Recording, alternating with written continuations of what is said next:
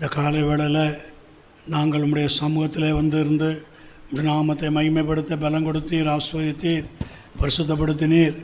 அபிஷேகத்தின் மூலமாகவும் ஆண்டவரே ஜெபத்தின் மூலமாகவும் ஆராதனை மூலமாகவும் எங்களை நடத்தின தேவன், வார்த்தையின் மூலமாக நடத்துவதற்கு நீ சித்தம் கொண்டிருக்கிறீர். உடைய வசனத்தின் வெளிச்சம் பிரசித்தம் தந்து எங்களை உணர்வுள்ளதாய் மாற்றி ஆசீர்வதித்து நடத்த ஜெபிக்கிறோம் இயேசு கிறிஸ்துவின் நாமத்தினால். ஆமென், ஆமென், ஆமென். த டாக்டரின் ஆஃப் பைபிள். ஆமென்.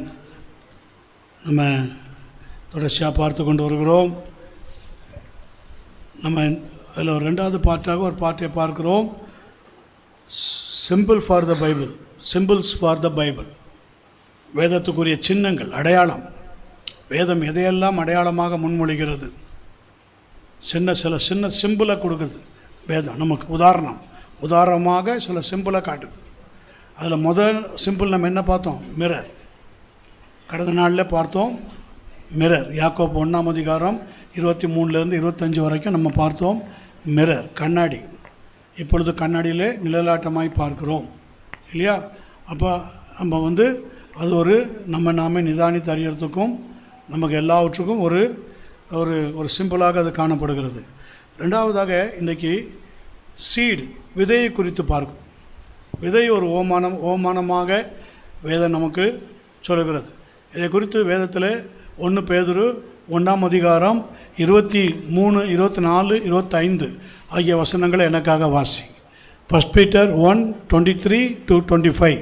அழிவுள்ள வித்தினாலே அல்ல, அழிவுள்ள வித்தினாலே அல்ல, என்றென்றைக்கும் நிற்கிறதும் என்றென்றைக்கும் நிற்கிறதும் ஜீவன் உள்ளதுமான தேவ வசனமாகிய அழிவில்லாத வித்தினாலே மறுபடியும் ஜெனிப்பிக்கப்பட்டிருக்கிறீர்களே. மாம்சமெல்லாம் புல்லை போலவும் மனுஷனுடைய மகிமை எல்லாம் புல்லின் பூவை போலும் இருக்கிறது. புல் உலர்ந்தது, அதன் பூவும் உதிர்ந்தது. கர்த்தருடைய வசனமோ என்றென்றைக்கும் நிலைத்திருக்கும். உங்களுக்கு சுவிசேஷமாய் அறிவிக்கப்பட்டு வருகிற வசனம் இதுவே. 23 மீண்டும் படிங்க.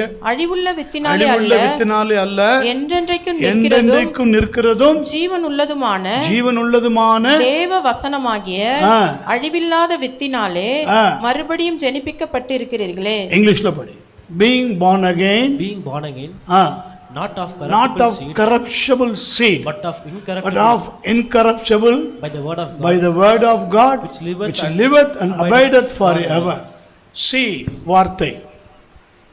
சீடுனா என்னது? வார்த்தை. அப்போ சீடுனா விதை ஸ்பிரிச்சுவலாக எதுக்கு சொல்லப்படுகிறது? வார்த்தை. சீட் மீன்ஸ் வார்த்தை. அழிவுள்ள வித்தினாலே அல்ல, அழிவுள்ள வார்த்தையினாலே அல்ல, என்றென்றைக்கும் நிற்கிறதும் ஜீவனுள்ளதுமான தேவ வசனமாகிய அழிவில்லாத வித்தினாலே, அழிவில்லாத வார்த்தையினாலே மறுபடியும் ஜெனிப்பிக்கப்பட்டிருக்கிறீர்களே. நம்முடைய பானகனே வந்து வார்த்தையிலையும் ஆவியிலையும் தான் இல்லையா? ஆமென். எஸ். அப்போது வேதம் என்ன சொல்லுகிறது? we have experienced the same birth. நாம் ஒரே மாதிரியான பிறப்பை அனுபவித்திருக்கிறோம். அதனுடைய 1ஆம் அதிகாரம் 23, 25 வசனத்தில் நம்ம அதை பார்த்தோம். சரியா? அப்போ இது எதை குறிக்கிறது? வார்த்தை. சங்கீதம் 100 மன்னிக்கவும், the word as a seed. வார்த்தை எப்படியாக காணப்படுகிறது? ஒரு விதைக்கு ஓமையாக வேதத்திலே ஆவியானவர் சொல்லுகிறார். God's word seed. சங்கீதம் 126ஆம் சங்கீதம் அதனுடைய 6ஆம் வசனம். 126ஆம் சங்கீதம் அதனுடைய 6ஆம் வசனம். அள்ளி தூவும் விதையை சுமந்து கொண்டு போகிறவன் அழுது கொண்டே போகிறான். ஆனாலும் அறுத்த அரிகளை சுமந்து கொண்டு கம்பீரத்தோடு வருவான். அழுது கொண்டு ஜெபத்தில் வார்த்தையை சொல்லி ஜெபிக்கிறோம். ஆண்டவரே என்று சொல்லிட்டு எத்தனை வார்த்தையை நம்ம சொல்கிறோம், எத்தனை வார்த்தையை யூஸ் பண்ணுறோம். கர்த்தர் கொடுத்த வேத வசனத்தின் வார்த்தையை தான். ஒரு வார்த்தை வராமல் ஒரு ஜெபம் இருக்கவே இருக்காது. கண்டிப்பாக நீ கண்ணீரோடு ஜெபிச்சாலும் எப்படி ஜெபிச்சாலும், அப்போ கண்ணீரோடு விதைக்கிறவர்கள் மன்னிக்கவும், அள்ளித்தூவும் விதையை சுமந்து கொண்டு போகிறவன். அள்ளித்தூவும் விதைனா என்னது? வார்த்தை. வார்த்தையை உள்ளத்திலிருந்து அப்படியே எடுத்து எடுத்து எடுத்து எடுத்து பேசுகிறோம் ஆண்டவர்கிட்ட கண்ணீரோடு. நான் ஆண்டவரே இந்த வசனம் எப்படி சொல்லுது, விசுவசித்தால் தேவ மகிமையை காண்பாயின்னு சொல்கிறீங்களே, பயப்படாதே நான் உனக்கு துணை நிற்கிறேன்னு சொல்கிறீங்களே, அந்த சூழ்நிலைக்கு ஏற்றது போல் ஆவியானவர் அந்த born again ஃபெலோஷிப்பில் இருக்கிறவங்களுக்கு அந்த வார்த்தையை தருகிறார். ஸோ இது இட்ஸ் அ ப்ரெஷியஸ், அது வந்து மிக விலையேற பெற்ற ஒன்று. ஆமென். அப்போ வார்த்தை மார்க்கு எழுதின சுவிசேஷம் 4ஆம் அதிகாரம் 14-15 வசனத்தை படிங்க. மார்க்கு 4ஆம் அதிகாரம் 14-15. விதைக்கிறவன் வசனத்தை விதைக்கிறான், விதைக்கிறவன் வசனத்தை விதைக்கிறான். வசனத்தை கேட்டவுடனே சாத்தான் வந்து அவர்கள் இருதயங்களில் விதைக்கப்பட்ட வசனத்தை எடுத்து போடுகிறான், இவர்களே வசனம். அப்ப விதைக்கிறவன் 14ஆம் வசனம் சொல்லுது, விதைக்கிறவன் வசனத்தை விதைக்கிறான். The sower soweth the word. பார்த்தீங்களா எவ்வளோ அருமையாக இருக்குது பாருங்கள். The sower soweth the word. விதைக்கிறவன் விதையாக காணப்படுகிற வசனத்தை விதைக்கிறான். அதை நீங்கள் கண்ணீரோடு விதைக்கலாம், கம்பீரமாக இருப்பீங்க. ஒரு நாள் வரும், நிச்சயமாக பலன் உண்டு. அள்ளி தூவும் விதையை சுமந்து கொண்டு போகிறவன் அழுது கொண்டே போகிறான். எவ்வளோ நாளாக ஜெபிக்கிறேன், எவ்வளோ நாளாக வார்த்தையை சொல்லி ஜெபிக்கிறேன், இந்த வாக்குத்தத்தம் எனக்கு சொல்லி எவ்வளோ வருஷமாச்சு. ஆமென். ஆனாலும் அது அறுத்த அரிகளை சுமந்து கொண்டு கம்பீரத்தோடு திரும்பி வருவான். 2 கொரிந்தியர் 9ஆம் அதிகாரம் 10ஆம் வசனம். 2 கொரிந்தியர் 9ஆம் அதிகாரம் 10ஆம் வசனம். விதைக்கிறவனுக்கு விதையையும் புசிக்கிறதற்கு ஆகாரத்தையும் அளிக்கிறவர் உங்களுக்கு விதையை அளித்து அதை பெருக பண்ணி நீதியின் விளைச்சலை வர்த்திக்க செய்வார். விதைக்கிறவனுக்கு விதையையும் புசிக்கிறதற்கு ஆகாரத்தையும் அளிக்கிறவர் உங்களுக்கு விதையை அளித்து அதை பெருக பண்ணி உங்கள் நீதியின் விளைச்சலை வர்த்திக்க செய்வார்.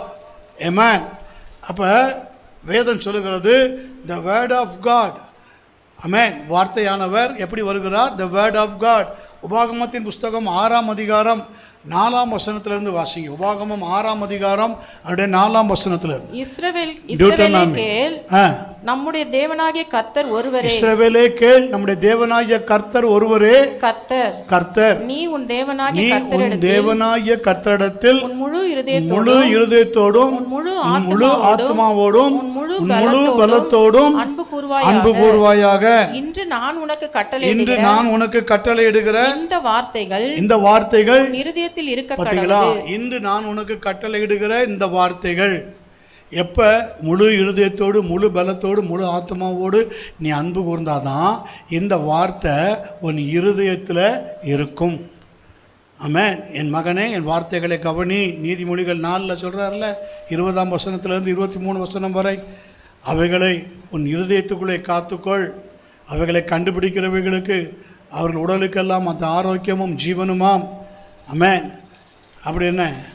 எல்லா காவலோடும் உன் இருதயத்தை காத்துக்கொள், அதனிடத்திலிருந்து ஜீவ ஊற்று புறப்படும். அப்போ உன் இருதயத்திலே காத்துக்கொள். அங்கே உபாகமத்தில் நீங்கள் படித்தது போல 6ஆம் அதிகாரம் 6ஆம் வசனத்தில், இன்று நான் உனக்கு கட்டளையிடுகிற இந்த வார்த்தைகள் உன் இருதயத்தில் இருக்க கடவுது.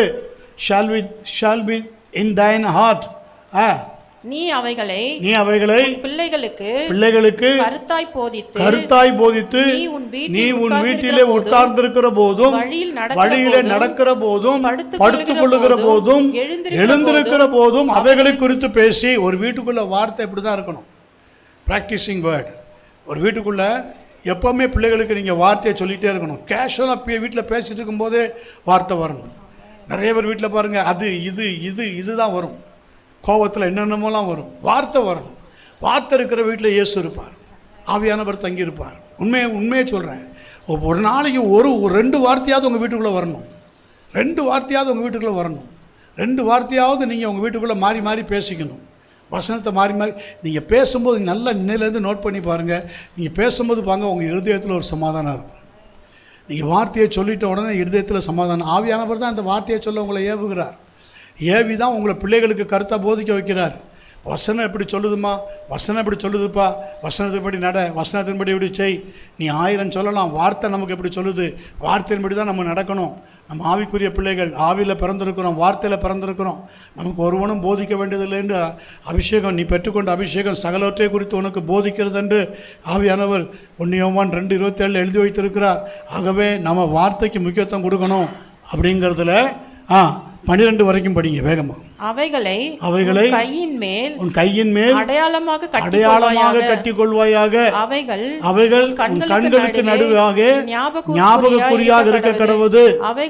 அவைகளை உன் வீட்டு நிலைகளிலும் வாசல்களிலும் எழுதுவாயாக. உன் தேவனாகிய கர்த்தர் உனக்கு கொடுப்பேன் என்று ஆபிரகாம், ஈசாக், யாக்கோபு என்பவர்களாகிய பிதாக்களுக்கு ஆணையிட்டு கொடுத்த தேசத்தில் உன்னை பிரவேசிக்க பண்ணும்போது நீ கட்டாத வசதியான பெரிய பட்டணங்களையும் நீ நிரப்பாத சகல நல்ல வஸ்துகளாலும் நிரம்பிய வீடுகளையும் நீ வெட்டாமல் வெட்டப்பட்டிருக்கிற துறவுகளையும் நீ நடாத திராட்சை தோட்டங்களையும் ஒலிவ தோப்புகளையும் அவர் உனக்கு கொடுப்பதனால் நீ சாப்பிட்டு திருப்தியாகும் போதும் நீ அடிமைப்பட்டிருந்த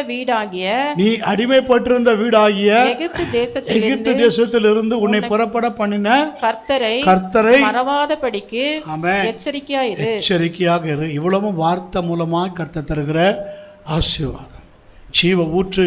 அந்த வார்த்தையை பேச வார்த்தையை தியானிக்க வார்த்தையை பிரசங்கம் பண்ண உனக்குள்ளிருந்து புறப்படுகிற ஜீவ ஊற்று உன்னையும் ஆஸ்வதிக்கும், கேட்கிறவர்களையும் ஆஸ்வதிக்கும். அவர்களுடைய தோட்ட துறவுகளுக்குள்ளெல்லாம் அது பாயும். அல்லேலூயா, ஆமென். அப்போது வேதம் நமக்கு என்ன சொல்லுகிறது?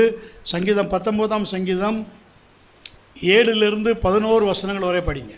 சங்கீதம் 19ஆம் சங்கீதம் 7 - 11 வசனங்கள் வரை. கர்த்தருடைய வேதம் குறைவற்றதும் ஆத்துமாவை உயிர்ப்பிக்கிறதுமாக இருக்கிறது. கர்த்தருடைய வேதம் எப்படி இருக்கிறதாம்?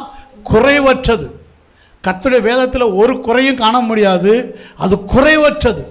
கர்த்தருடைய வேதம் குறைவற்றதும் ஆத்துமாவை உயிர்ப்பிக்கிறதுமாக இருக்கிறது. அல்லேலூயா. ஆத்துமாவை உயிர்ப்பிக்கிறதுக்கு இந்த பூமியில் எந்த மருந்தும் கிடையாது, மாத்திரையும் கிடையாது, எந்த கவுன்சிலிங்கும் கிடையாது. ஆத்மாவை பற்றி எல்லாரும் பேசுவான். ஆனால் ஆத்மா உயிர்ப்பிக்கப்படுகிறதற்கு உடைய வசனத்தின்படி என்னை உயிர்ப்பியும். 119:25 சங்கீதத்தில் அப்படி தான் சொல்லப்படுகிறது. என் ஆத்மா மண்ணோடு ஒட்டி கொண்டிருக்கிறது, அவனுடைய வசனத்தின்படி உயிர்ப்பியும். ஆத்மா உலகத்துக்குள்ளே சிக்கி இருக்குன்னு சொன்னோன்னே இவன் யோகா பண்ணால் சரியாக போயிடுன்றான். யோகாலாம் பண்ணி அதை நம்முடைய சரீரத்தை ஒடுக்கிட்டா சரியாக போயிடும்ன்றான். கர்த்தர் உயிர்ப்பிக்கணும், வார்த்தையினால் உயிர்ப்பிக்கணும்.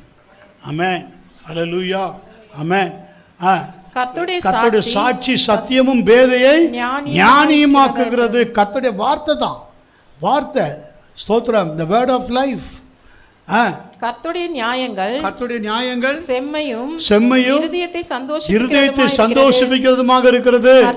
கர்த்தருடைய கற்பனை தூய்மையும் கண்களை தெளிவிக்கிறதுமாக இருக்கிறது. கர்த்தருக்கு பயப்படுகிற பயம் சுத்தமும் என்றைக்கும் நிலைக்கிறதுமாக இருக்கிறது. கர்த்தருடைய நியாயங்கள் உண்மையும் அவைகள் அனைத்தும் நீதியுமாக இருக்கிறது. அவைகள் பொன்னிலும் மிகுந்த பசும்பொன்னிலும் விரும்பப்படத்தக்கதும் தேனிலும் தேன் கூட்டிலிருந்து ஒழுகும் தேனிலும் மதுரமுள்ளதுமாய் இருக்கிறது. 11 அன்றியும் அவைகளால் உமது அடியே மறக்கக்கூடாது. இந்த வார்த்தை எப்படி இருக்குது நமக்கு? தேனிலும் மதுரமுள்ளதாக இருக்கிறது. தேன் கூட்டிலிருந்து ஒழுகிற தேனில் போல மதுரமாக இருக்குது, பியூராக இருக்குது, எல்லாம் உண்மைதான். ஆனால் அவைகளால் உமது அடியே எச்சரிக்கப்படுகிறேன். அவைகளை கை கொள்ளுகிறதுனால் மிகுந்த பலன் உண்டு. வார்த்தை நம்மளை எச்சரிக்குதா இல்லையா? ஆமென். எத்தனை முறை நம்மளை தவறு செய்யாதபடி எச்சரிக்கிறது. நீங்கள் 119ஆம் சங்கீதம் முழுவதும் நீங்கள் பார்த்தீங்கன்னா, ஆமென், the word of God in the inner spiritual life, அது ஃபுல்லாக நீங்கள் பார்த்தீங்கன்னா வார்த்தை தான் வரும். 119ஆம் சங்கீதம் முழுவதையும் நீங்கள் பாருங்கள், வார்த்தை வார்த்தை வார்த்தை. 119ஆம் சங்கீதம் முழுவதும் வார்த்தையில் தான் வரும். எல்லாம் இன்னர் லைஃப். ஆமென். உள்ளான ஜீவ வார்த்தை. ஆமென். அந்த வார்த்தைகளால் தான் அந்த சங்கீதம் 119 முழுவதும் கட்டமைக்கப்பட்டிருக்கும். ஆகவே வேகமாக நான் வருகிறேன்.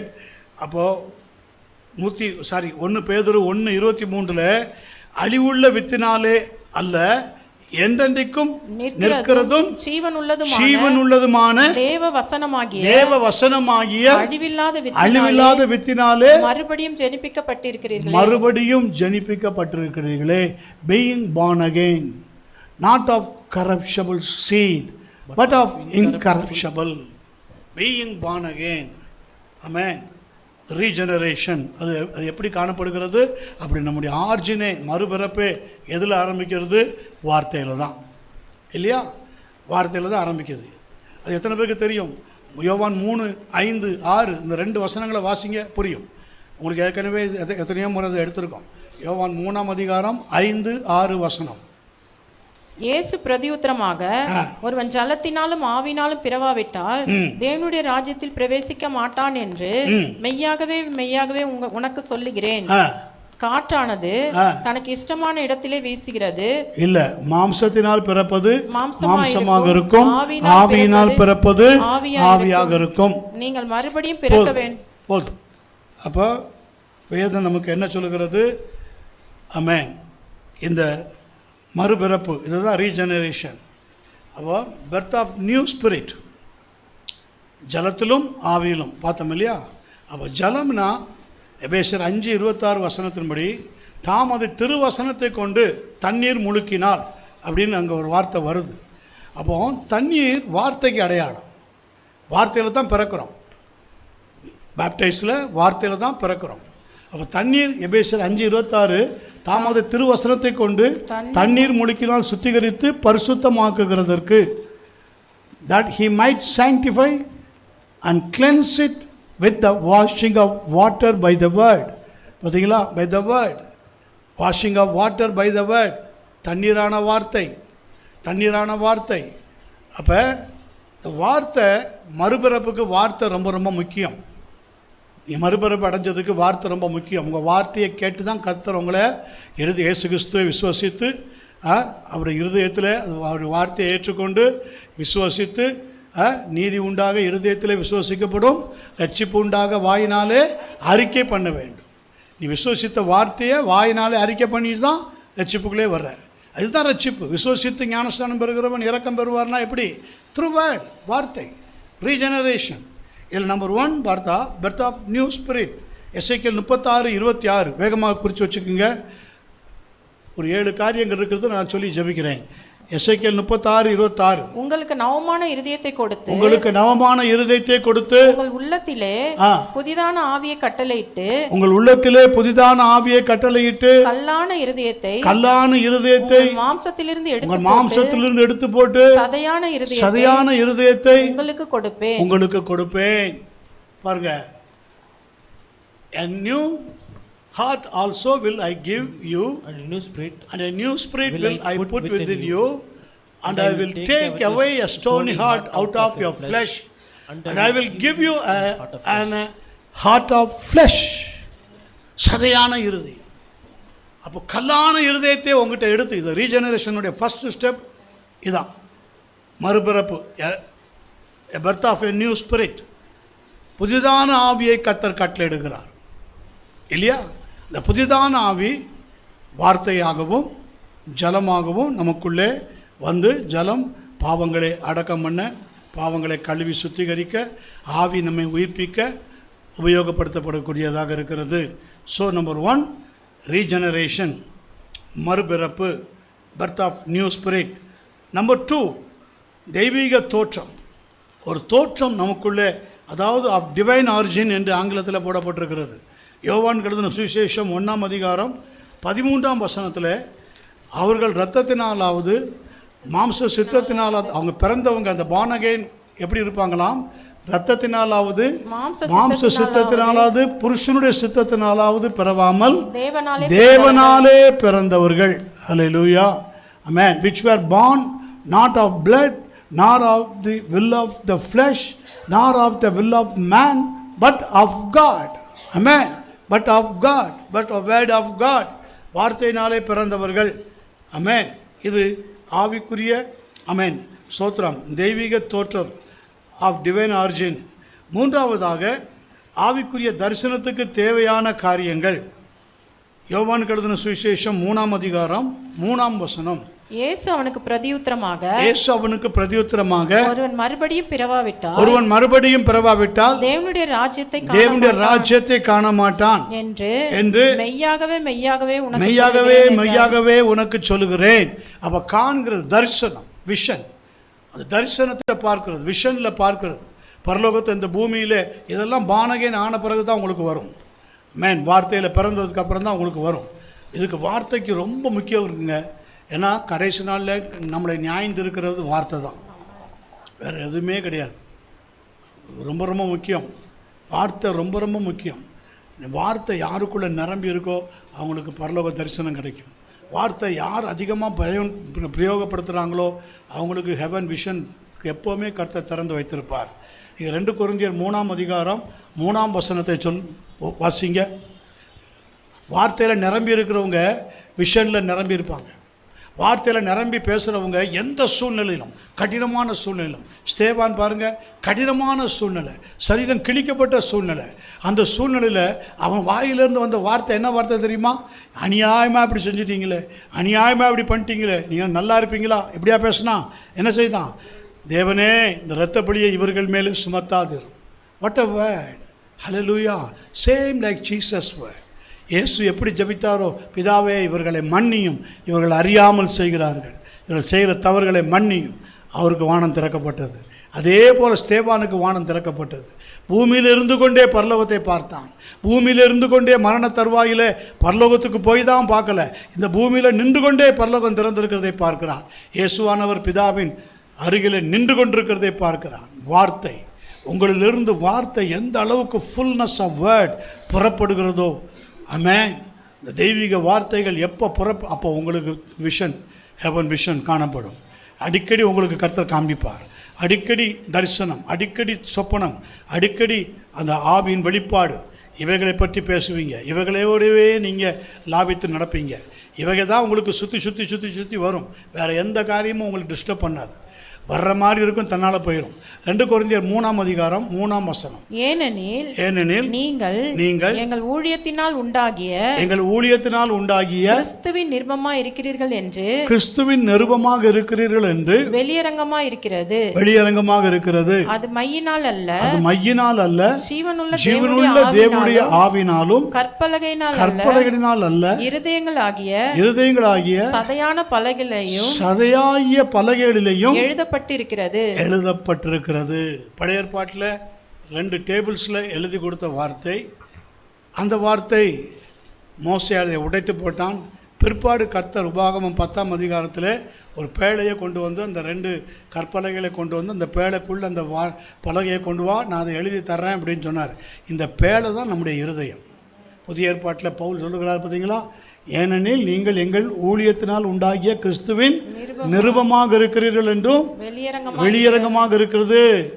அப்போ இருதயமாகிய சதை, இருதயம் எங்கே இருக்குது? பாக்ஸ் உள்ளே இருக்குது. அதுக்குள்ளே தான் அந்த வார்த்தை இருக்குது. அந்த இருதயமாகிய சதையில் தான் கர்த்தர் எழுதியிருக்கிறார். இருதயத்தில் கர்த்தர் எழுதியிருக்கிறார். அப்போ கல்லான இருதயத்தை எடுத்து சதையான இருதயத்தை, அப்போ ஒரு சதையான இருதயம்னா ஒரு என்ன சொல்கிறது, ஒரு உணர்வுள்ள இருதயம். வார்த்தையை ஏற்றுக்கிட்டு ஒரு உணர்வுள்ள ஜீவிக்கணும். மேலோட்டமாக நீங்கள் வார்த்தையை பார்த்தா உங்களால் இருக்க முடியாது. ஆமென். கொஞ்சம் நேரம் கேட்டாலே உங்களுக்கு போர் அடிச்சிடும். ஆமென். ஆனால் வார்த்தையை நீங்கள் நல்ல ஜீவனுக்கு ஏதுவாக அந்த வார்த்தையை ஆவிக்கேற்றபடி டிரான்ஸ்ஃபர் பண்ணி நீங்கள் அதை ஏற்றுக்கொள்ளும் போது கர்த்தர் உங்களை ஆசீர்வதிப்பார். 4ஆவதாக எ நியூ கிரியேஷன், புது சிருஷ்டி. 2 கொரிந்தியர் 5:17 சொல்லுகிறது, இப்படி இருக்க ஒருவன் கிறிஸ்துவுக்குள் இருந்தால் புது சிருஷ்டியாக இருக்கிறான், பழையவைகள் எல்லாம் ஒளிந்து போயின. வார்த்தை வர வர வர வர பழைய காரியம் எல்லாம் ஒளிஞ்சிரும். வார்த்தை வர வர வர வர வர எல்லாம் புதுசாயிரும். உங்கள் இருதயம் புதுசாகிறது போல உங்கள் ஜீவியம் புதுசாகும். 5ஆவதாக ரட்சிப்புக்கு தேவையான ஒன்று necessary to salvation. தீத்து 3:5 சொல்கிறது, நாம் செய்த நீதியின் கிரியைகளின் நிமித்தம் அவர் நம்மை ரட்சியாமல் தமது இரக்கத்தின்படியையும் தமது மறுஜன்ம முழுக்கினாலும் பரிசுத்தாவினுடைய புதிதாக்குதலினாலும் நம்மை ரட்சித்தார். ஆறாவதாக சொல்லுகிறது, தேவ வார்த்தையின் மூலமாக கர்த்தர் பேசுகிறார். அதுதான் இன்னைக்கு நமக்குள்ள வசனம். By the word of God. அழிவுள்ள வித்தினாலே அல்ல, என்றென்றைக்கும் நிற்கிறதும் ஜீவனுள்ளதுமான தேவ வசனமாகிய அழிவில்லாத வித்தினாலே மறுபடியும் ஜெனிப்பிக்கப்பட்டிருக்கிறீர்களே. அடுத்ததாக விசுவாசத்தின் மூலமாய் பெறப்பட்ட ஒன்று, obtained by faith. 1 யோவான் 5ஆம் அதிகாரம் 1ஆம் வசனம். 1 யோவான் 5ஆம் அதிகாரம் 1ஆம் வசனம். இயேசுவானவரே கிறிஸ்து என்று விசுவாசிக்கிற எவனும் தேவனால் பிறந்திருக்கிறான். இயேசுவானவரே கிறிஸ்து என்று விசுவாசிக்கிற எவனும் தேவனால் பிறந்திருக்கிறான், வார்த்தையில பிறந்திருக்கிறான். பிறப்பித்தவரிடத்தில் அன்பு கூறுகிற எவனும் அவரால் பிறப்பிக்கப்பட்டவனிடத்திலும் அன்பு கூறுகிறான். அப்போ the word of God, நம்ம வாசித்தபடி அழிவுள்ள வித்தினாலே அல்ல. 1 பேதுரு அதனுடைய 1:23 வசனங்களை, அழிவுள்ள வித்தினாலே அல்ல, என்றென்றைக்கும் நிற்கிறதும் ஜீவனுள்ளதுமான தேவ வசனமாகிய அழிவில்லாத வித்தினாலே மறுபடியும் ஜெனிப்பிக்கப்பட்டிருக்கிற இந்த புதிய பிறப்பானது நமக்குள்ளே ஒரு புதிய சுபாவத்தை உருவாக்குகிறது. அப்போது இங்கேருந்து உங்களுக்கு வார்த்தை ஸ்டார்ட் ஆகும். அப்போது இந்த புதிய பிறப்பு தான் நமக்குள்ளே ஒரு புதிய சுபாவத்தை, ரட்சிக்கப்பட்ட உடனே நம்ம சுபாவம் மாறுது. அது எப்படி மாறுது நல்லா பார்த்துருக்கீங்களா? பழைய வாழ்க்கைக்கும் இந்த வாழ்க்கைக்கும் சில பேருக்கு கொஞ்ச நாளைக்கு அப்படி டெம்பரவரியாக வண்டி ஓடும், அப்புறம் பெர்மனண்ட்டாக ஓட ஆரம்பிச்சிடும். கொஞ்ச நாளைக்கு வண்டி ட்ராக்கில் இருந்து அப்படி சறுக்கி அப்படி கீழே போகும், தறிக்கட்டுத்தனமாக போயிட்டுருக்க மாதிரி போகும். அப்புறம் சரியாக தூக்கி நிறுத்துறவங்க நிறுத்திட்டாங்கன்னா திருப்பி சரியாக ஓடும். ஆக மொத்தத்தில் இந்த வசனம் நம்மளைய புதிய சுபாவத்தை நமக்குள்ளே உருவாக்கணும். நீங்கள் 2 பேதுரு 1ஆம் அதிகாரம் 4ஆம் வசனம் வாசிங்க. இச்சையினால்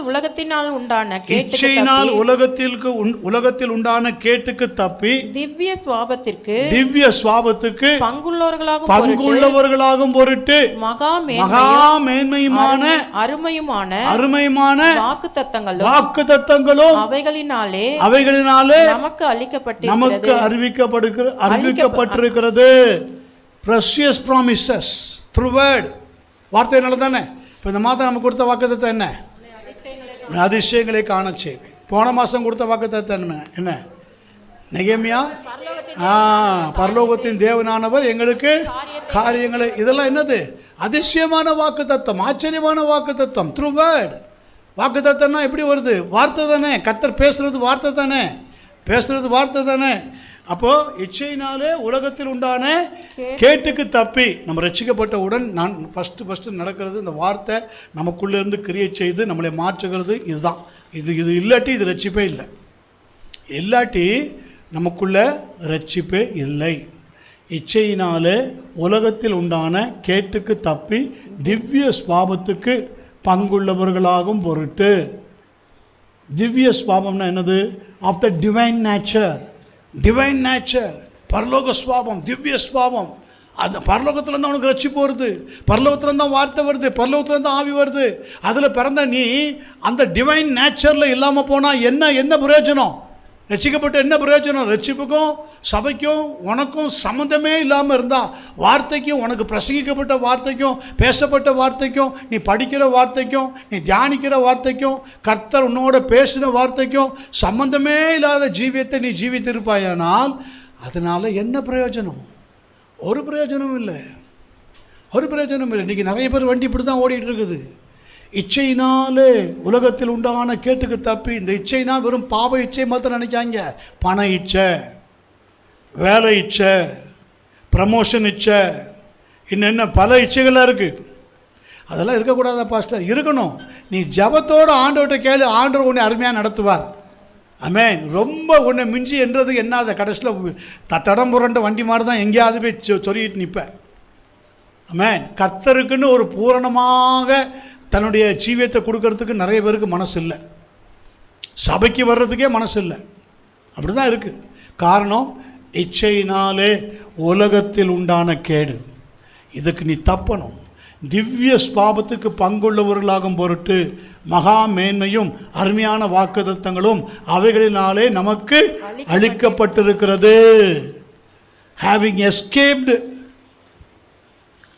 the corruption that is in the world through lust.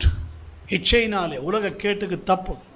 இச்சையினாலே உலக கேட்டுக்கு தப்பணும். ஆகவே தான் ஆபிரகாம் ஆதாம் ஏவாளுக்கு கர்த்தர் வார்த்தையை முதல்ல அனுப்பினார். இந்த வார்த்தையை சொன்னார். Amen. Don't touch that, don't என்ன சொல்கிறது, எல்லாத்தையும் சாப்பிடு except tree of knowledge. It's a word, வார்த்தை. ஆக்ஷன்லையா சொன்னார் கர்த்தர், வார்த்தை. வார்த்தையை தான் பேசினார். ஆமென். எஸ். அப்போ this faith involves God's promise. இந்த விசுவாசம் தேவனுடைய வாக்குத்தத்தங்களை நமக்கு உறுதி செய்கிறது. எந்த விசுவாசம்? நீங்கள் படிச்சிங்களே, இச்சையினாலே உலகத்தில் உண்டான கேட்டுக்கு தப்பி திவ்ய ஸ்வாபத்துக்கு பங்குள்ளவர்களாகும் பொருட்டு மகா மேன்மையும் அருமையான வாக்குத்தத்தங்களும் அவைகளினாலே நமக்கு அருளப்பட்டிருக்கிறது. எப்படி அருளப்பட்டிருக்கிறது? நாம் தேவனுடைய வார்த்தையை விட்டு விடும்போது அதை சரி செய்ய அது சரி செய்யாவிட்டால் நமக்கு வேறு வழியே கிடையாது. சரி செஞ்சிடணும். அதான் நான் சொன்னல, ட்ராக்கை விட்டு மாறிட்டீங்கன்னா எப்படியாவது ட்ராக்குக்குள்ளே வந்துடணும். அப்போ தான் அந்த வாக்குத்தத்தங்கள் பலிக்கும். இந்த வார்த்தை உனக்குள்ளே கிரியை செய்யும். பேதுரு எழுதும்போது எழுதும்போது எப்படி எழுதுகிறான்னா, 2 பேதுரு 1:1 ப்ரெஷியஸ் ஃபெய்த் அப்படின்னு ஆரம்பிக்கிறான். 2 பேதுரு 1:1 நம்முடைய தேவனும் இரட்சகருமாய் இருக்கிற இயேசு கிறிஸ்துவினுடைய நீதியால் எங்களைப் போல அருமையான விசுவாசத்தை பெற்றவர்களுக்கு இயேசு கிறிஸ்துவின் ஊழியக்காரனும் அப்போஸ்தலனும் ஆகிய எங்களைப் போல அருமையான விசுவாசத்தை எப்படி கொண்டு போறாரு பார்த்தீங்களா? ஆமென். இயேசுவும் சொன்னார், நம்மை போல இவர்களும் ஒன்றாயிருக்கும்படி. பரிசுத்தவான்களும் அப்படி தான் சொல்கிறாங்க, எல்லாரும் ஒன்றாக இருக்கும்படி எங்களைப் போல அருமையான விசுவாசத்தை பெற்றவர்களுக்கு இயேசு கிறிஸ்துவின் ஊழியக்காரனும் அப்போஸ்தலனுமாகிய சீமோன் பேதுரு அருமையான விசுவாசம். அதுக்கு அங்கே என்ன போட்டிருக்குப்பா? To them that have obtained like precious faith. என்ன faith? Precious faith அப்படின்னா என்னது? அருமையான விசுவாசம். என்ன விசுவாசம்? அருமையான விசுவாசம். அதுக்குள்ளே நீங்கள் வளருவீங்க. அந்த வார்த்தை ஆவியில் பிறந்து வார்த்தையை ஏற்றுக்கொண்டு வளரும்போது, அந்த வாக்குத்தத்தங்கள் உங்களுக்குள்ளே கிரியை செய்யும்போது, அந்த வாக்குத்தத்தத்தை சுதந்திரிக்கிறதுக்கு உங்களுக்கு அருமையான விசுவாசம். என்ன விசுவாசம்? ஏன் வாக்குத்தத்தத்தை சுதந்திரிக்க முடியல நிறைய பேர்னா, இந்த ப்ரெஷியஸ் ஃபெய்த் அவங்களுக்குள்ளே இல்லை. அருமையான விசுவாசம் அவங்களுக்குள்ளே இல்லை. விசுவாசம் எப்படி இருக்கணும்? அருமையாக இருக்கணும். கர்த்தர் செய்வார். சரி, இந்த மாதம் இல்லையா, அடுத்த மாதம் செய்வார், நிச்சயமாக செய்வார். இந்த ஆண்டுக்குள்ளே செய்வார், செய்து முடிப்பார். நான் நம்புகிறேன். ஆண்டவரே எனக்கு செய்வீர். ஆமென். நீ ஜெபிச்சுட்டே இரு. கர்த்தர் ஸ்தோத்திரம். அந்த அடையாளங்கள் வரப்போதை உனக்கு முன்கூட்டியே காமிச்சிருவார். அந்த அடையாளங்கள் வர்றதை உனக்கு முன்கூட்டியே காமிச்சிருவார். எப்படி பெருமழையின் இறைச்சலை ஒரு உள்ளங்கை அளவு மேகத்தில் காமிச்சாரோ அப்படி காமிச்சிருவார். அந்த அருமையான விசுவாசம் என்ன செய்வா? பெருமழையின் இறைச்சல் எனக்கு கேட்கப்படுகிறது, ஆகா ரதங்களை பூட்டிட்டு ரெடியாயிரு, ஓடு. ஆமென். ஹல்லேலூயா. ஆமென். நீ மற்றவங்களுக்கு சொல்லுவ, கேட்குது, நிச்சயமாக நடக்கும். Precious faith. Show your precious faith. Amen. இதுக்குள்ள வாங்க. இதுதான் வார்த்தை உங்களுக்குள்ளே இருக்கிறதுக்குடைய அடையாளம். ஆமென். அடுத்ததாக பாருங்க, 1 பேதுரு 1:7. 1 பேதுரு 1:7 அழிந்து போகிற பொன் அக்கினினாலே சோதிக்கப்படும், அதை பார்க்கிலும் அதிக விலையேற பெற்றதுமாய் இருக்கிற உங்கள் விசுவாசம் சோதிக்கப்பட்டு precious faith, same precious faith அழிந்து போகிற பொன் அக்கினினாலே சோதிக்கப்படும், அதை பார்க்கிலும் அதிக விலையேற பெற்றதாக இருக்கிற உங்கள் விசுவாசம் சோதிக்கப்பட்டு இயேசு கிறிஸ்து வெளிப்படும் போது உங்களுக்கு புகழ்ச்சியும் கனமும் மகிமையும் உண்டாக காணப்படும். அடுத்ததாக 2 பேதுரு 1:4 the precious promises என்று போடப்பட்டிருக்கிறது. வாசிங்க. இச்சைகளினால் உலகத்தினால் உண்டான கேட்டுக்கு தப்பி திவ்ய சுவாபத்திற்கு பங்குள்ளவர்களாகும் பொருட்டு மகா மேன்மையும் அருமையுமான வாக்குத்தத்தம், அருமையான வாக்குத்தத்தம். ஆமென். S. whereby are given unto us exceeding great and precious promises. அருமையான விசுவாசம், அருமையான வாக்குத்தத்தம், நமக்கு அருளப்பட்டிருக்கிறது. அடுத்தது பாருங்க, 1 பேதுரு 1:19 படிங்க. 1 பேதுரு 1:19. குற்றமில்லாத மாசற்ற ஆட்டுக்குட்டியாகிய கிறிஸ்துவின் விலையேறப்பட்ட இரத்தத்தினாலே மீட்கப்பட்டிருக்கிறீர்கள் என்று. the precious blood, விலையேறப்பட்ட இரத்தம், குற்றமில்லாத மாசற்ற ஆட்டுக்குட்டியாகிய கிறிஸ்துவின் வெளியேற பெற்ற இரத்தத்தினாலே மீட்கப்பட்டீர்கள் என்று அறிந்திருக்கிறீர்களே. நீ எல்லாமே அறிந்திருக்கிறது, பேசுறது, செய்கிறது எல்லாம் வெளியேற பெற்றதாக இருக்கணும். வெளியேற பெற்ற விசுவாசம், வெளியேற பெற்ற வாக்குத்தத்தம், வெளியேற பெற்ற இரத்தம், இவைகளினாலே கர்த்தர் என்னை கழுவி இருக்கிறார், இவைகளினாலே என் விசுவாசத்தை தூண்டிவிட்டிருக்கிறார், இவைகளினாலே இந்த வாக்குத்தத்தத்தை எனக்கு தந்திருக்கிறார். ஆமென். இவைகளினாலே இச்சைகளினாலே உலகத்துக்கு உண்டான கேட்டுக்கு தப்பி நான் இவைகளை சுதந்திரித்துக் கொள்வேன், இந்த வார்த்தையினாலே சுதந்திரித்துக் கொள்வேன். இவை எல்லாமே த்ரூ வேர்ட். ஆமென். அந்த ப்ரெஷியஸ் சேவியர் 1 பேதுரு 2:7. 1 பேதுரு 2:7. ஆகையால் விசுவாசிக்கிற உங்களுக்கு அது விலையேற பெற்றது, கீழ்ப்படியாமல் இருக்கிறவர்களுக்கோ வீட்டை கட்டுகிறவர்களால் தள்ளப்பட்ட பிரதான மூலைக்கல்லாகிய அந்த கல் இடறுகிறதற்கு ஏதுவான கல்லும் விழுகிறதற்கு ஏதுவான கன்மலையும் ஆயிற்று. ஆகையால் விசுவாசிக்கிற உங்களுக்கு அது விலையேற பெற்றது. Unto you therefore which believe he is precious. விலையேற பெற்றது, precious savior. Amen. விலையேற பெற்ற தேவன். அப்போ ஒரு பாவி இயேசு கிறிஸ்துவை விசுவாசிக்கும் போது தேவ ஆவியானவர் தேவ வார்த்தையை கொண்டு தேவ சுபாவத்தையும் ஜீவனையும் ஒரு பாவிக்கு அளிக்கிறார். யாக்கோபு 1:18 நீங்கள் பார்க்கும் பொழுது, அவர் சித்தம் கொண்டு தம்முடைய சிருஷ்டிகளில் தாம் முதற் பலன்களுக்கு ஏதுவாக தாம் முதற் பலன்கள் ஆவதற்கு நம்மை சத்திய வசனத்தினாலே ஜெனிப்பித்தார்.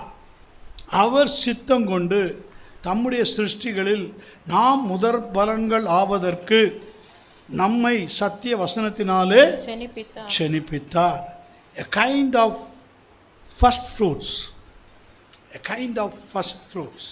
அப்படின்னா ஒரு குறிப்பிட்ட காரியத்துக்காக ரோமர் 8:23 அதுவும் அல்லாமல் ஆவியின் முதற் பலன்களை பெற்ற நாமும் கூட ஆவியின் முதற் பலன்களை பெற்ற நாமும் ஆவியின் முதற் பலன்களை which have the first fruits of the spirit. ஆமென். புரியுதா உங்களுக்கு? இந்த ரட்சிப்புகளை கர்த்தருடைய ஆவியானவர் ஒரு பாவி இயேசு கிறிஸ்து விசுவாசித்து ரட்சிக்கப்படும் போது ஆவியானவர் தேவ வார்த்தையை கொண்டு தேவ சுபாவத்தையும் ஜீவனையும் அவனுக்குள்ளே அளிக்கிறார். இப்போ அந்த வார்த்தை அவனுக்குள்ளே எப்படி மாறுகிறது? லைக் அ ஃப்ரூட், கனியாக முதற் பலன்களை, ஆவியின் கனி. அதுவும் அல்லாமல் ஆவியின் முதற் பலன்களை பெற்ற நாமும் கூட நம்முடைய சரீர மீட்பாகிய கனி சுபாவம் உங்களுக்குள்ளே இந்த வார்த்தை சீடு உங்களுக்குள்ளே போடப்படுகிற விதை போட்டு முளைச்சு வந்து கனியாக மாறணும். இது கனியாக மாறிடுச்சுன்னு உங்களுக்குள்ளே தெரியும். நான் சொல்கிறது புரியுதா? கனியாக மாறிடுச்சா இல்லையான்னு உங்களுக்குள்ளே தெரியும். நீங்கள் கர்த்தருடைய வருகைக்கு ஆயத்தமாக இருக்கிறீங்களா இல்லையான்னு உங்களுக்கே தெரிஞ்சிடும். சும்மா கூட்டாம்பாக்கிலலாம் வண்டி ஓட்டிகிட்டு போக முடியாது. ஆவியின் அதுவும் அல்லாமல் ஆவியின் முதற் பலன்களை பெற்ற நாமும் கூட நம்முடைய சரீர மீட்பாகிய புத்திர சுவிகாரம் வருகிறதற்கு காத்திருந்து நமக்குள்ளே நீங்கள் காத்திருப்பீங்க. எப்போ கர்த்தருடைய வருகை வந்தாலும் நான் ஆயத்தமாக இருக்கிறேன், நான் ஆயத்தமாக இருக்கிறேன், அதுக்கு என்னை ஆயத்தப்படுத்தி வைத்திருக்கிறேன். எனக்குள்ளே கர்த்தர் விதைச்சின்படி கூடுமான வரையிலும் நான் என்னுடைய ஆவிக்குரிய ஜீவியத்தில் ஆவிக்குரிய கனிகளை நான் உருவாக்கி வச்சுருக்கிறேன். சில இதில் குறை இருக்குது. ஆவியானவரே எனக்கு அது உதவி செய்யுங்க. ஆமென். கடந்த வீட்டு கூட்டத்தில் கூட அதை குறித்து பேசினார். அதில் ஆவியின் கனியில் இருக்கிற முதல் அன்பு. இந்த அன்பில் இன்றைக்கி எத்தனை பேரை பிசாசு சிதைச்சி வச்சுருக்கான்னு தெரியுமா?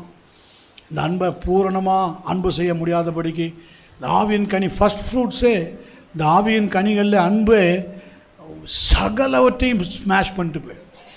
ஆமென். ஆவியின் கனிகளில் முதல் 3 கனி என்னது? அன்பு, சந்தோஷம், சமாதானம்.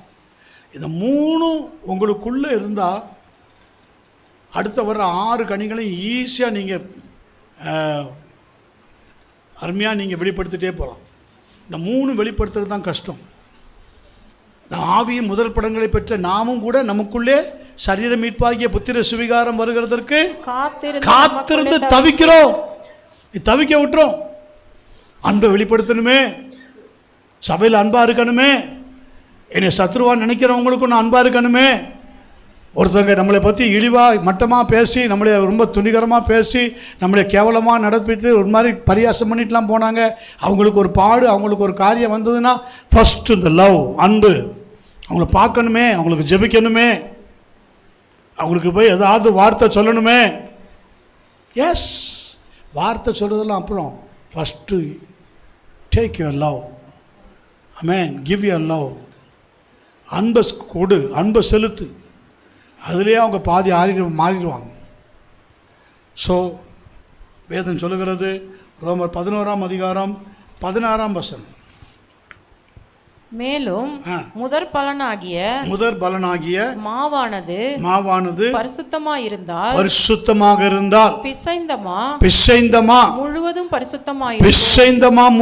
பரிசுத்தமாக. முதற் பலனாகிய மாவானது பரிசுத்தமாக இருந்தால் பிசைந்தமா முழுவதும் பரிசுத்தமாக இருக்கும். For if the first fruit be holy, the lump is also holy. Amen. First fruit. அதான் பிசைந்தமா. மாவை பிசைஞ்சு வச்சுருக்கல, அது நல்ல சரியாக இருந்ததுன்னா அது முழுவதும் பரிசுத்தமாக இருக்கும். ஆமென். அதனுடைய எண்டு வரைக்குமே ரொம்ப அருமையாக இருக்கும். அது எந்த அளவுக்கு நீங்கள் அந்த சில பேக்கரிலாம் பார்த்தீங்கன்னா ப்ரெட்டு, அது கேக்கெலாம் நல்லா இருக்குதுன்னா காரணம் அது அந்த அளவுக்கு அது பிசையப்பட்டிருக்கு, அந்த அளவுக்கு அது நொறுக்கப்பட்டிருக்கு, பாடுபட்டிருக்கு மிஷினில். ஆமென். ஸோ அதுதான் ஃபஸ்ட் ஃப்ரூட் லவ். மத்தேயு சுவிசேஷம் 13ஆம் அதிகாரம் 18 23 வரைக்கும் படிப்பீங்களா? ஆகையால் விதைக்கிறவனை பற்றிய ஓமையை கேளுங்கள். ஒருவன் ராஜ்யத்தின் வசனத்தை கேட்டும் உணராதிருக்கும் போது பொல்லாங்கன் வந்து அவன் இருதயத்தில் விதைக்கப்பட்டதை பறித்து கொள்ளுகிறான். அப்போ இந்த வசனத்தை கேட்டும் வசனத்தில் பிறந்தும் வசனத்தின்படி நடக்காமல் போகிறதுக்கு காரணம் என்னன்னா, ஒருவன் ராஜ்யத்தின் வசனத்தை கேட்டும் உணராதிருக்கும்போது, உணர்வில்லாத ஜீவியம் இருக்கும்போது என்ன செய்கிறான்? பொல்லாங்கன் வந்து அவன் இருதயத்தில் விதைக்கப்பட்டதை பறித்து கொள்கிறான். எப்படி விதைச்சதுன்னு கூட தெரியாது, எப்படி நமக்குள்ள வார்த்தை வெளியில் போச்சுன்னே தெரியாது. நிறைய பேர் டைரியில் எழுதுகிறோம், இருதயத்தில் எழுதுகிறோமா?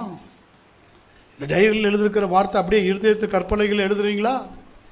இருதயமாகி இருதயத்தில் உங்கள் 2 கொரிந்தியர் 3:3 படிச்சிங்களே, அதில் இருதயத்தில் எழுதி வச்சுருக்கீங்களா? உங்கள் இருதயத்தில் எழுதி வச்சுருக்காரா ஆண்டவர்? ஆமென். எஸ். படிங்க. அவனே வழி அருகே விதைக்கப்பட்டவன், அவனே வழி அருகே விதைக்கப்பட்டவன், கற்பாறை இடங்களில் விதைக்கப்பட்டவன், கற்பாறை இடங்களில் விதைக்கப்பட்டவன், வசனத்தை கேட்டு உடனே அதை சந்தோஷத்தோடு ஏற்றுக்கொள்கிறான். ஆகிலும் தனக்குள்ளே வேறில்லாதவனாய் கொஞ்ச காலம் மாத்திரம் நிலைத்திருக்கிறான். வசனத்தின் நிமித்தம் உபத்திரவமும் துன்பமும் உண்டான உடனே இடறல் அடைவான். முள்ளுள்ள இடங்களில் விதைக்கப்பட்டவன் வசனத்தை கேட்கிறவனாக இருந்தும் உலக கவலையும் ஐஸ்வரியத்தின் மயக்கமும் வசனத்தை நெருக்கி போடுகிறதுனால் அவனும் பலனற்று போவான். நல்ல நிலத்தில் விதைக்கப்பட்டவனோ வசனத்தை கேட்கிறவனும் உணர்கிறவனுமாக இருந்து 100ஆகவும் 60ஆகவும் 30ஆகவும் பலன் தருவான். நல்ல நிலத்தில் விதைக்கப்பட்டவனோ வசனத்தை கேட்கிறவனும் உணர்கிறவனுமாக இருந்து. வசனத்தை பிசாசு எடுக்க போகுதுன்னு தெரிகிறது, அவனுக்கு தெரியும். எப்படி உங்களுக்கு விஷன் கர்த்தர் காமிச்சு உங்களுக்கு வரப்போகிற காரியங்களை உங்களுக்கு எப்படி தெரியப்படுத்துகிறாரோ அதே போல் பிசாசு உங்களிடத்தில் வர்றதும் உங்களுக்கு தெரியும். வார்த்தைக்கு விரோதமாக உங்களை கொண்டு போகிறது, வார்த்தைக்கு விரோதமாக உங்களை நடத்தி உங்களில் எப்படியாவது ஒரு அசுசியான காரியத்தை செய்ய போகிறான் அப்படிங்கிறது முன்கூட்டியே உங்களுக்கு தெரியும். முன்கூட்டியே உங்களுக்கு நல்ல நிலத்தில் விதைக்கப்பட்டிருந்தீங்கன்னா தெரிஞ்சிடும். எஸ், உங்கள் மேலே கை வைக்கிறது யாருன்னு ஈஸியாக கண்டுபிடிச்சிடலாம். ஏன் விதை கர்த்தருடைய வார்த்தைக்கு ஒப்பிடப்பட்டு பேசப்படுகிறது? எபிரேயர் 4:12 சொல்லுகிறது, the word is living and powerful. ஆமென். தேவனுடைய வார்த்தையானது ஜீவனும் வல்லமை உள்ளதாயும் இருபுறமும் கருக்குள்ள எந்த பட்டயத்திலும் கருக்கானதாயும் ஆத்துமாவையும் ஆவியையும் கணுக்களையும் ஊனையும் பிரிக்கத்தக்கதாக. வசனத்துல தான் எல்லாமே இருக்கு. ஆமென். இருதயத்தின் நினைவுகளையும் யோசனைகளையும் வகையறுக்கிறதாயும் இருக்கிறது. For the word of God is quick and powerful and sharper than any two-edged sword. Amen. Powerful, quick and powerful, quick and powerful. Praise God. Living and powerful. அங்கே அப்படி போட்டிருக்கிறது. அப்போது மெய்யான ரட்சிப்புக்கு கனிதான் பரீட்சை. விதை சீடை குறித்து பார்த்தோம் இல்லையா அன்றைக்கி? அப்போ அந்த சீடுக்குள்ளே இருக்கிறது என்னது? லைஃப், ஜீவன். அதுதான் ஆதியாகமம் 1:11-12 விதையுடைய கனிகளை பிறப்பிக்க கடவுது. விதையுடைய கனிகள். விதைக்குள்ளேயே கனி இருக்குது, வார்த்தைக்குள்ளேயே ஜீவன் இருக்குது. உங்களுக்கு கொடுக்குற வார்த்தையிலேயே உங்களுக்கு லைஃப் இருக்குது. இதை நல்லா புரிஞ்சுக்கணும். இதை நல்லா நல்ல நிலத்தில் அதை நீங்கள் வச்சாதான் அந்த லைஃப் ப்ரொடியூசிங் வெளிப்படும். ஆமென். இல்லைன்னா வசனம் உங்களுக்குள்ளே அது கருகி போயிடும், அது வழக்கு மேலே வளராது. உங்களுடைய என்ன சொல்கிறது, கைண்ட்ஸ் ஆஃப் சாயில், நீங்கள் என்ன சாயிலில் இருக்கீங்க, என்ன மண் வளத்தில் இருக்கீங்க, அதை பொறுத்து தான் வார்த்தை வளரும். உங்கள் இருதயத்தினுடைய சாயில், உங்கள் இருதயத்தினுடைய கைண்ட், 4 கைண்ட்ஸ். வழியருகே கற்பாறை, முள்ளு, நல்ல நிலம். இதில் 4 சாயில் இருக்குது இல்லையா? இந்த 4 சாயிலில் எந்த சாயிலில் நீங்கள் இருக்கீங்களோ, சாயில்னா மண். இந்த மண்ணில் எந்த மண்ணாக நீங்கள் இருக்கீங்களோ அதுதான் பலம் கொடுக்கும். ஷார்ப், குயிக் அண்டு வேதம் சொல்கிறது லிவிங் அண்ட் பவர்ஃபுல். ஆமென்.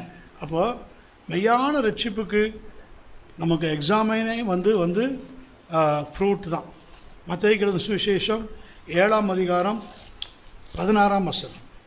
மத்தேயு சுவிசேஷம் 7:16. அவர்களுடைய கனிகளினாலே அவர்களை அறிவீர்கள். ஆமென்.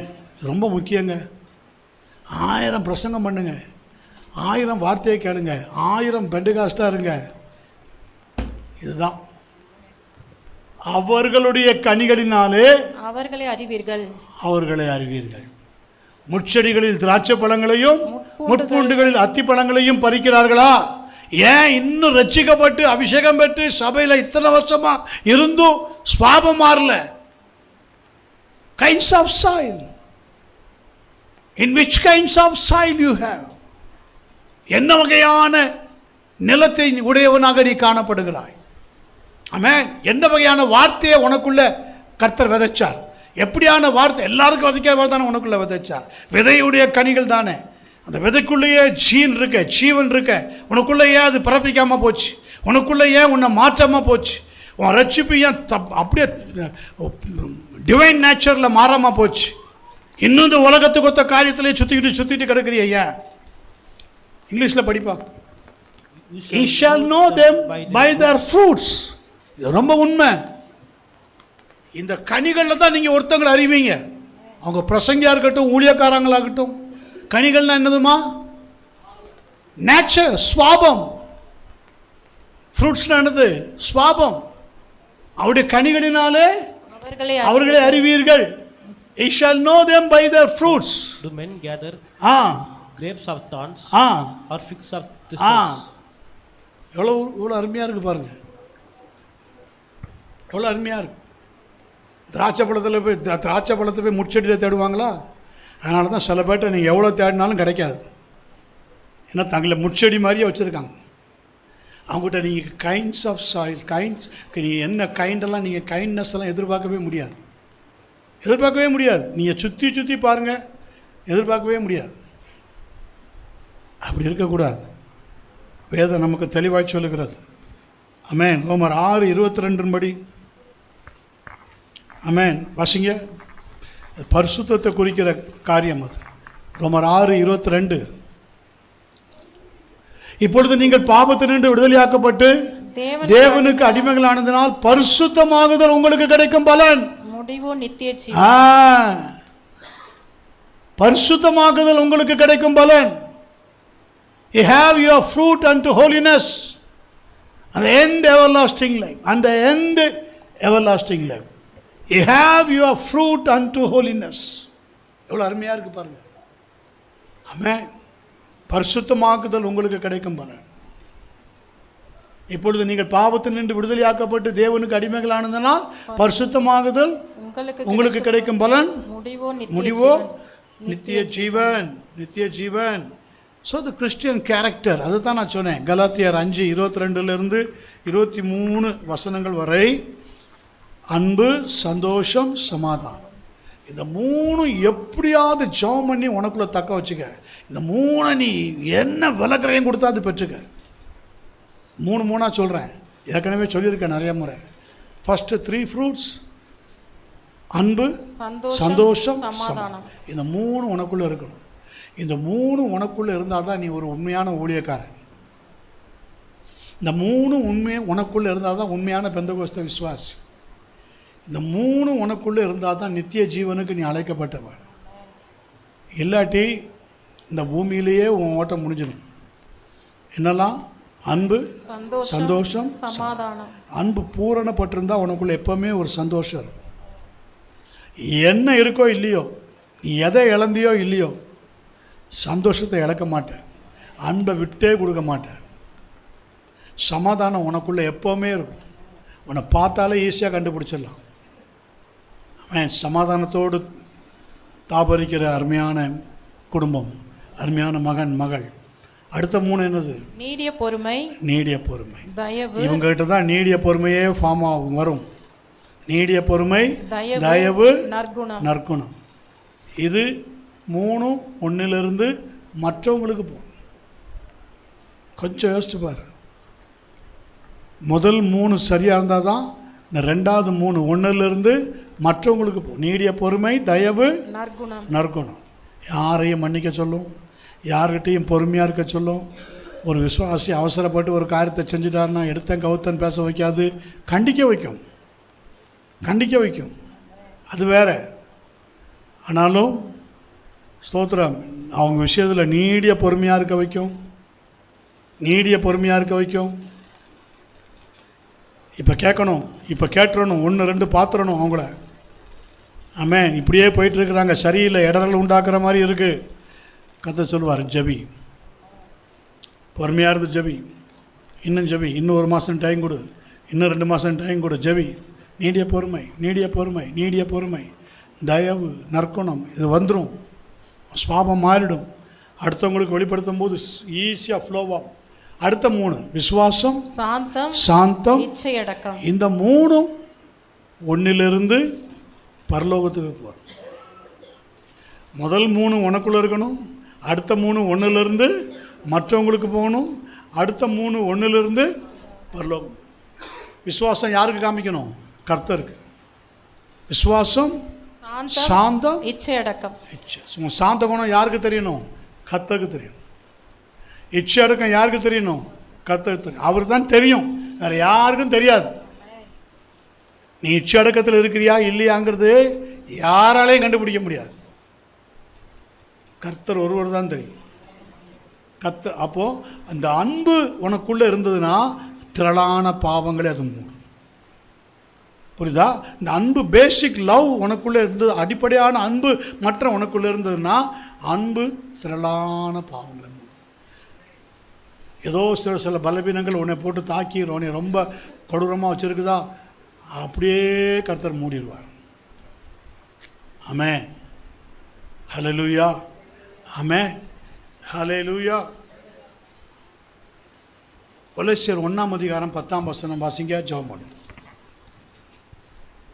சகலவித நற்கிரியைகளுமாகிய கனிகளை தந்து தேவனை அறிகிற அறிவில். அப்ப குட் ஒர்க்ஸ், சகலவித நற்கிரியைகளுமாகிய கனிகளை தந்து தேவனை அறிகிற அறிவிலே விருத்தி அடைந்து கர்த்தருக்கு பிரியம் உண்டாக.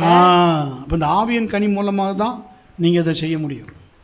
சகலவித நற்கிரியைகளாகிய கனிகளை தந்து தேவனை அறிகிற அறிவிலே விருத்தி அடைந்து கர்த்தருக்கு பிரியம் உண்டாக அவருக்கு பாத்திரமாய் நீங்கள் நடந்து கொள்ளவும் சந்தோஷம். Witnessing other to Christ.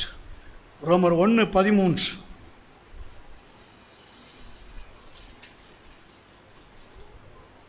சகோதரரே, புறஜாதிகளான மற்றவர்களுக்குள்ளே நான் பலனை அடைந்தது போல உங்களுக்குள்ளும் சில பலனை அடையும்படிக்கு உங்களிடத்தில் வர பலமுறை யோசனையா இருந்தேன். ஆயினும் இதுவரைக்கும் எனக்கு தடை உண்டாயிற்று என்று நீங்கள் அறியாதிருக்க எனக்கு மனதில்லை. உங்களை தேடி கர்த்தருடைய வார்த்தை வரும், கர்த்தருடைய பரிசுத்தவான்கள் வருவாங்க, உங்களை தேடி விசாரிப்பாங்க, உங்கள் சபையை விசாரிப்பாங்க, சபைக்கு வருவாங்க. ஆமென். எஸ், தடை எவ்வளோ வந்தாலும் ஒரு நாளில் அதை கர்த்தர் மாற்றி, கர்த்தர் என்ன வார்த்தை கொடுக்க வச்சிருக்கிறார் அதை கொண்டு வந்து தருவார். Amen. Sharing what we have. ரோமர் 15 அதிகாரம் 25-28. இப்பொழுதோ பரிசுத்தவான்களுக்கு உதவி செய்யும் காரியமாக நான் எருசலேமுக்கு பிரயாணம் பண்ண எத்தனமாயிருக்கிறேன். மகதோனியாவிலும் ஆகாயாவிலும் உள்ளவர்கள் எருசலேமில் உள்ள பரிசுத்தவான்களுக்குள்ளே இருக்கிற தரித்திரருக்காக சில பொருள் சகாயம் செய்ய விருப்பம் கொண்டிருக்கிறார்கள். இப்படி செய்வது நல்லதென்று எண்ணினார்கள். இப்படி செய்கிறதற்கு அவர்கள் கடனாளிகளாயும் இருக்கிறார்கள். எப்படி என்றால் புறஜாதியார் அவர்களுடைய ஞான நன்மைகளிலே பங்கு பெற்றிருக்க சரீர நன்மைகளால் அவர்களுக்கு உதவி செய்ய இவர்கள் கடனாளிகளாக இருக்கிறார்களே.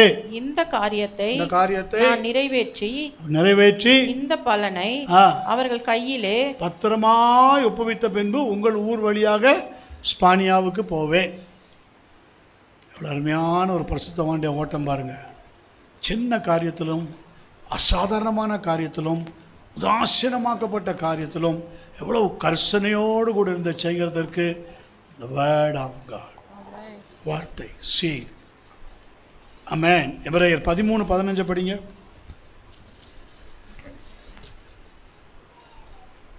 ஆகையால் அவருடைய நாமத்தை துதிக்கும் உதடுகளின் கனியாகிய சோத்திர பலியை அவர் மூலமாய் எப்போதும் தேவனுக்கு செலுத்த கடவோம். எப்பொழுதும் தேவனுக்கு praising God. ஸ்தோத்திரம், எப்பொழுதும் தேவனுக்கு ஸ்தோத்திரம் செலுத்த கடவோம். எல்லாரும் முழந்தால் படிடுவோமா?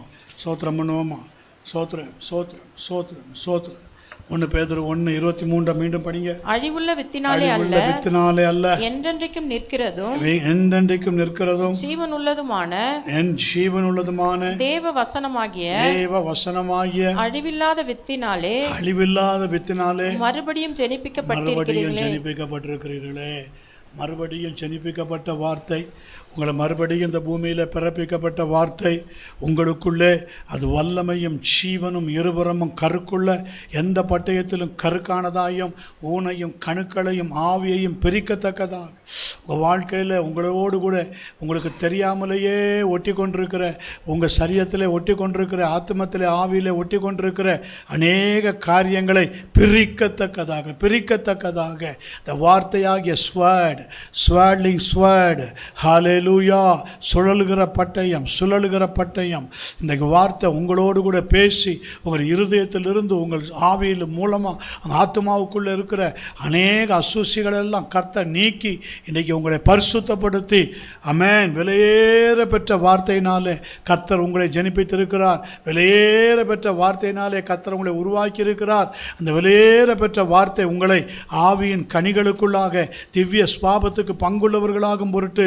உங்களை இன்றைக்கு கர்த்தர் எவ்வளவு மேன்மையான ஒரு ஸ்தானத்தை தந்து வைத்திருக்கிறார். தகப்பனே, இவைகள் எல்லாவற்றுக்கும் தகுதிப்படுத்தும்படியாக சபையை ஆயத்தப்படுத்தும்படியாக கேட்ட வசனத்தின்படியாக ஆண்டவரே அப்பா, முள்ளுள்ள இடமோ கற்பாறையான இடமோ அல்லது வழியருகையான இடமாகவோ இந்த வார்த்தையானது வேணாய் போகாதபடிக்கு ஆண்டவரே அப்பா ஸ்தோத்திரம் ஸ்தோத்திரம் ஸ்தோத்திரம் ஸ்தோத்திரம் ஆமென் 30 60 100 பலம் கொடுக்கத்தக்கதாக இவர்களுடைய நல்ல இருதயத்தில் நல்ல பொக்கிஷமாக நல்ல வார்த்தைகளை ஆண்டவரே இவர்கள் பெற்று எல்லா காவலோடு அதை காத்து அதனிடத்திலிருந்து ஜீவ ஊற்று புறப்பட்டு அநேகர்களுக்கு இவர்களை ஆஸ்வாதமாக இருக்க ஆசுவைத்து அனுப்புவோம். இயேசு கிறிஸ்துவின் நாமத்தினால் ஜெபிக்கிறோம். ஜெபங்களும் ஜீவனுள்ள நல்ல பிதாவே, ஆமேன் ஆமேன். ஆத்துமாவே கர்த்தரை ஸ்தோத்தரி, முழு உள்ளமே பரிசுத்த நாமத்தை ஸ்தோத்தரி. ஆத்துமாவே கர்த்தரை ஸ்தோத்தரி, கர்த்தர் செய்த சகல நன்மை உபகாரங்களையும் நீ ஒருபோதும் மறவாதே. ஆமேன் ஆமேன். அல்லேலூயா அல்லேலூயா அல்லேலூயா.